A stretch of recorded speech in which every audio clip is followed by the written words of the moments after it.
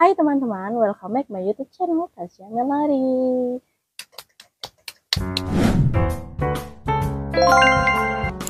Jadi gini, sebagai anak modern yang apa-apa media sosial dan media sosial tuh kayak bagian dari family kita everyday. Ya, family kita everyday, dan yang pastinya media sosial itu selalu kita gunakan, terus selalu kita ngeposting atau membuat story yang terbaik menurut kita, kan?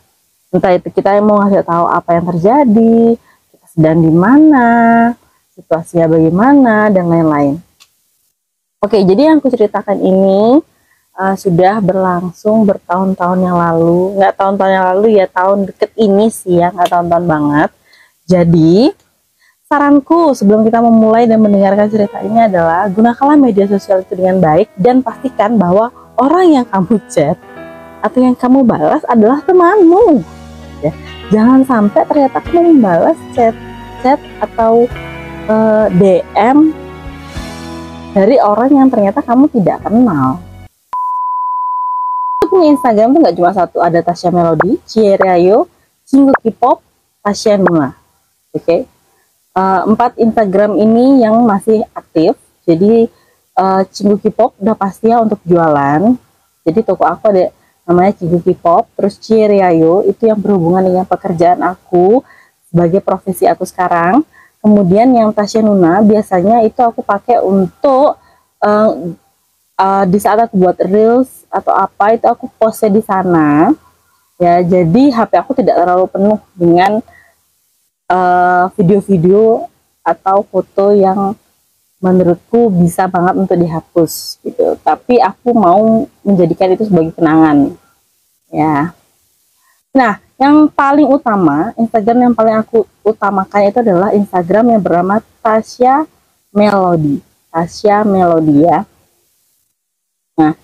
Nah, Tasya Melody ini adalah Instagram utama aku. Followersnya nggak banyak, aktivitas juga banyak ya, jadi jarang banget ngupload di sana dan jarang banget kebuka. Kalau yang di Tasya Melody yang lebih sering itu di Cierayo atau Tasya Nuna, biasanya ada tag-tagan sama temen gitu kan, biasanya kita ngirim-ngirim video bareng temen-temen. Oke, jadi dari Instagram saya yang Tasya Melody itu, Instagram aku yang Tasya Melody itu ada DM dari orang, ya, ada DM dari orang, terus dia ngomong kayak gini isinya, "Hai Tasya, apa kabar?" Tuh, terus aku balas dong, aku pikir dia adalah temanku karena temanku juga manggil aku Tasya dong.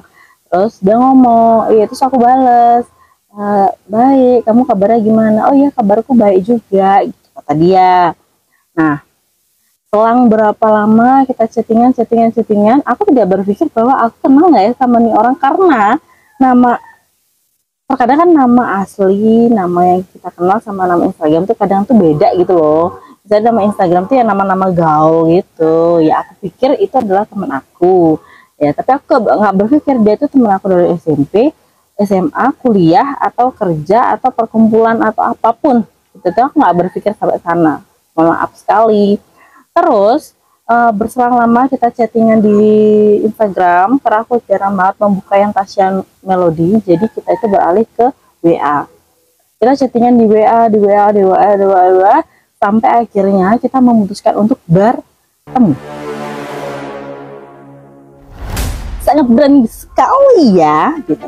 Ngomong kita mau bertemu di mana, terus aku mikir kayak gimana ya gitu. Aku nanya sama dia, gimana kalau misalnya kita di Solaria? Bilang, enggak, males banget masuk mall. Ya, kalau misalnya ada Solaria yang tidak masuk mall, sorry aku tidak tahu. Yang aku tahu Solaria itu maksudnya di dalam mall, dan mungkin dia juga seperti itu. Terus mana ya, bingung nih, aku bingung. Nah, masuklah, karena aku berpikir restoran apa ya, rumah makan apa yang dekat sama rumahku, yang murah meriah, ya, yang murah meriah, kedai yang murah meriah. Pikirku kayak kober nih solusinya. Oh, kita ketemu di malam harinya, habis sholat maghrib. Nah, yang namanya sholat pasti lama. Ya, ya 5 menit, 10 menit lah ya, baru selesai. Terus dia ngechat aku, dia bilang, aku udah siap nih mau OTW. Tuh, terus aku bilang, oh ya, hati-hati di jalan, aku juga mau OTW. Nah, terus jalan nih, tek, sampailah aku di Kober. Tuh, sampailah aku di Kober. Nah, biasanya kalau misalnya aku janjian sama temen ini biasanya tak ini oh bukan bukan yang itu ya. Biasanya kalau misalnya aku ketemuan sama temenku, pertama kalau memang kita harus kalau misalnya dia udah nyampe duluan, biasanya dia akan nunggu di parkiran. Biasanya temenku biasa seperti itu nih, biasanya dia akan nunggu aku di parkiran. Atau kalaupun dia harus duduk duluan dan mesin duluan karena mager banget di parkiran, uh, setidaknya misalnya dia cuma basa-basi lah ya, lu nanyain, aku duluan ya, misalnya kamu mau pesan apa. Nah ini enggak, jadi waktu aku udah sampai di parkiran, dia udah bilang nih, dia udah nyampe dan dia sudah duduk. Waktu itu tahu dong mejanya, wah ditinggal nih, kan udah ditinggal dari parkiran, gue ditinggal sayang sampai sana. Aku bilang, ah nggak usah nggak pakai notamu, bisa aku sendiri ngantri. Aku ngantri, terus duduklah aku di tempatnya. Belum datang makananku, belum datang dong, makanannya udah datang. Terus aku ngomong gini dengan sopannya ya, makanan dari depan meja nih. Terus aku ngomong sama dia, makan aja, aku bilang gitu. Terus dia ngomong, enggak, nunggu makananmu datang. Bangke, harusnya bareng. Maaf ya, nanti aku agak sensor nih, agak marahnya aku karena gini, temen di mana-mana temen ya, misalnya barengan tay, mau cowok mau cewek, temen aku selama aku berteman dengan umat manusia, dia akan mesen barengan. Atau kalaupun dia duluan, dia akan memesankan. Tapi nggak, alasan dia kenapa dia mesen mesen makanan dia sendiri dan nggak mau bareng sama aku, tahu nggak alasan apa? Alasannya adalah dia nggak pengen bayarin aku. Ya, jadi laki-laki ini berpikir bahwa kalau dia mesenin aku, berarti dia itu bayarin gitu, dia traktirin. Sedangkan dia, konsep dia adalah kita split bill, kita bayar masing-masing, perut masing-masing, udah ya. Terus nggak masalah, aku juga nggak minta traktiran, aku nggak, jangan berpikir minta traktiran, aku nggak minta traktiran, tapi selayaknya umat manusia pada umumnya gitu, kalau misalnya kita harus split bill, tungguin, wait a minute, okay? Nah terus sambil nunggu makanan aku, dari nunggu makanan ini datang terus makan dan akhirnya selesai, dia yang menceritakan tentang dirinya, pekerjaannya, lingkungannya. Pokoknya dia kayak gini, aku gini, aku begini, aku begini, aku bla gitu. Terus dapat dia ngomong gini, kamu guru ya? Saya bilang iya, kebetulan sih aku bekerja di salah satu sekolah swasta. Dan terus dia ngomong gini, enak nggak sih ngajar di sekolah swasta? Soalnya kan kalau di swasta kan gaji sedikit, ikan. Terus jadi nggak makmur. Beda lagi kalau misalnya kamu tuh PNS, ada gaji lah, ada tunjangan lah, bla bla bla bla bla bla bla bla bla bla bla bla. Sedangkan kalau kamu guru swasta berapa? Kenapa kamu nggak mau ngonor aja di sekolah negeri? Oh, lumayan itu, lebih gede deh kayaknya gajinya dari kalau kalau kamu ngajar di sekolah swasta. Oh ya, ya, betul itu.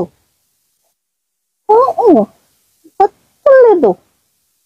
Oh, oke. Terus dia nanya nih, itu dia ngomong gini, temenku dari sekolah apa, itu lupa aku. Terus dia ngonor di sekolah apa, pokoknya sekolah negeri. Dia itu per bulan itu 1.500.000. Lumayan kan, dia dapat 1.500.000.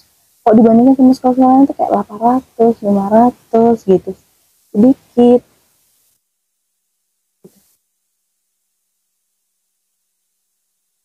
gitu dia bilang. Terus, oh gitu jawabannya. Oh, I said, ya, oke, okay. Ya. Terus dia ngomong, oh iya, kamu ngajar di sekolah apa BTW? Kucing, nggak tahu kok ngajar di mana ya. Dia ngomong gini, aku sekolah swasta biasa sih, National Plus. Dia bilang gitu. Terus apa? Terus banjir, nggak bercanda. Ini National Plus gitu, bukan internasional tapi National Plus. Swasta, dia bilang. Oh gitu, gaji berapa gitu dia. Coba, UMR. Emang UMR berapa ya? Tiga, tiga, empat deh kayaknya. Tiga, empat, tapi tiga, tiga, empat, atau tiga, tiga lah gitu dia bilang ya. Terus dia ngomongin, oh gede ya, bagus nih kok misalnya kamu ngajar di sana. Oh, anak tai.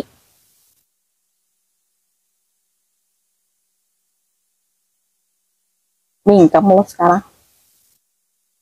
Terus ada kayak, gitu ya. Terus,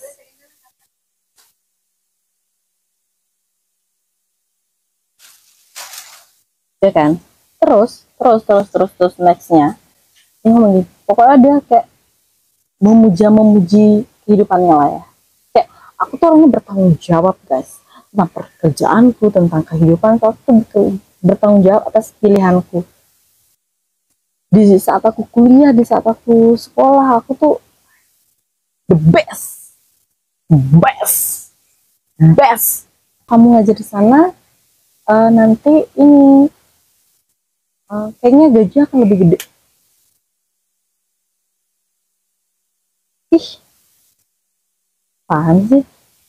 Nah, dari omongan kita ngobrol, barulah aku berpikir,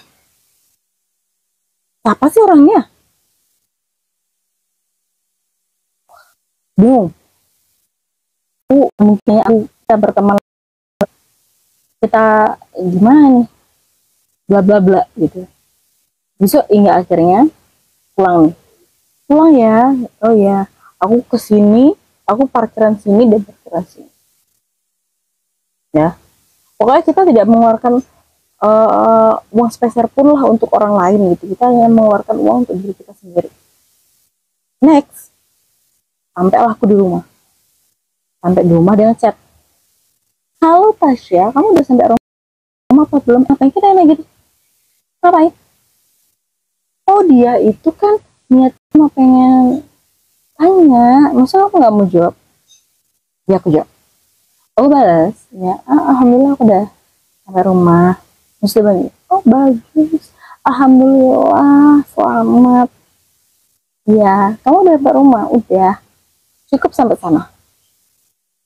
Why? Karena pikir, punya pikir, ternyata aku tuh nggak kenal kowe. Ternyata kita itu nggak kenal, Rek. Serius.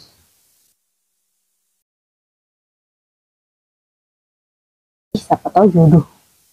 Ya. Jadi, mungkin seperti itu ya, hingga kita ketemu, bla bla bla. Terus karena pertemuan pertama itu menurutku first impressionnya kayak nggak baik, jadi kita cut sampai sana. Kita cut sampai sana. Enggak, dia nggak mau pundut. Dia independent man. Baik di mata tai ya. Sorry ya. Ya aku nggak masalah sebenarnya kalau misalnya kita harus split bill. Nggak masalah ya.